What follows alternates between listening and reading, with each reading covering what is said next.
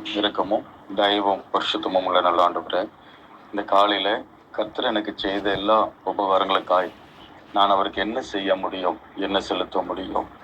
கர்த்தர் எனக்கு ரட்சிப்பின் பாத்திரத்தை கொடுத்தார், அதை காத்துக்கொள்ளும்படி கிருபை கொடுத்தார். ஆண்டவருடைய பிள்ளைகள் இந்த நாளிலும் கூட ஆண்டவரே, இந்த ஜெபத்தை கேட்கிற பார்க்கிற யாவருக்காய் நான் ஸ்தோத்திரிக்கிறேன். கர்த்தர் இந்த வசனத்தை அவருடைய வாழ்க்கையில் அபியாசப்படுத்திக் கொள்ள கிருபை தாரும்.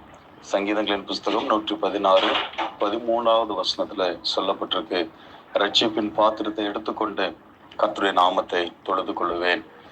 நான் ரட்சிப்பின் பாத்திரத்தை தொழுது கொள்வதற்கு காரணம், கர்த்தர் என் ஆத்துமாவை, கர்த்தர் என் ஆத்மாவின் மரணத்திற்கும் என் கண்ணை கண்ணீருக்கும் என் காலை இடதலுக்கும் தப்புவித்தீர்.